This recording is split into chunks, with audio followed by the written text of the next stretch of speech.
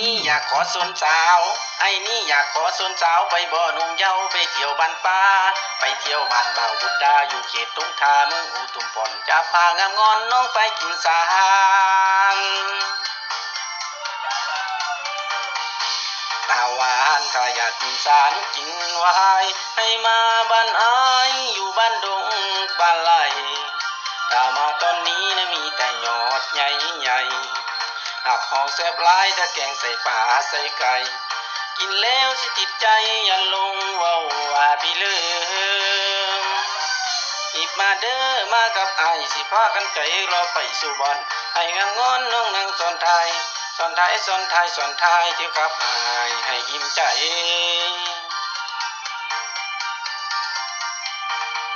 ไปหอดทุกไงก็แหวกกำพาขอพรจุดธูปวิงวอนไว้พระใหญ่เป็นพญานให้เฮาสมฮักสมหวังดังต้องการให้เฮาสมฮักสมหวังดังต้องการหรือน้องนงคานจะไปวัดป่าหนองแปน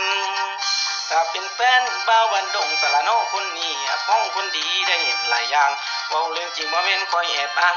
แอบอ้างแอบอ้างแอบอ้างให้ทางน้องนั้นคิดนำ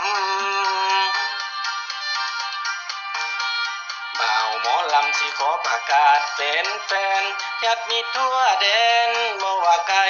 หรือไกลให้เฝ้ามาดื้อถ้าอยากกินหวายยอดใหญ่สวรรค์ปหาเขาอยู่ตลาดบ้านป่าไหลหากน้องมาสาบมองว่าเสียใจเพราะยอดที่ใหญ่ๆเขาสิเอาไปกินก่อน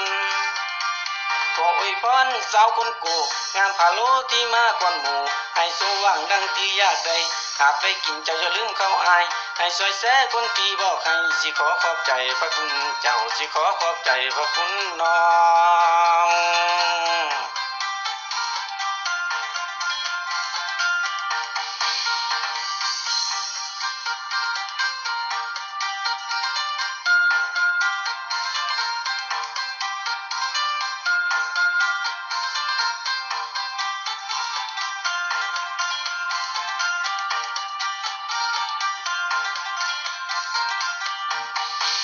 ตาหวานถ้าอยากกินสารกินไว้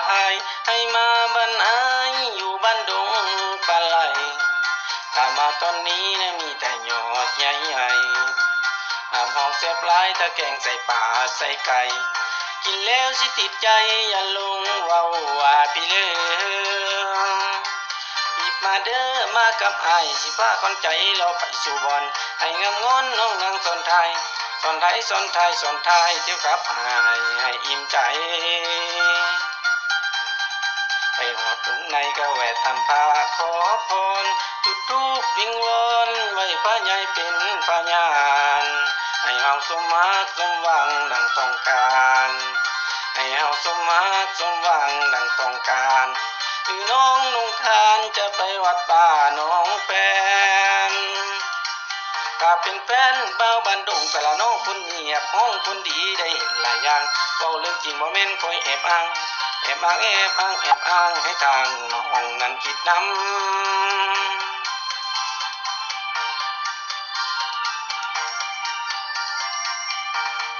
บ่าวหมอลำสิขอประกาศแฟนญาติมิตรทั่วแดนบ่ว่าไกล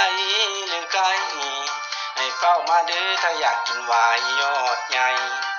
สวรรค์ปหาก็อยู่ตลาดบ้านป่าไหลหากน้องมาสาบมองว่าเสียใจเพราะยอดที่ใหญ่ๆเขาสิเอาไปกินก่อนขออวยพรสาวคนกูงามพาโลที่มาก่อนหมู่ให้สมหวังดังที่อยากได้หากได้กินเจ้าอย่าลืมเข้าอายให้สวยแซ่คนที่บอกให้สิขอขอบใจพระคุณเจ้าสิขอขอบใจพระคุณน้อง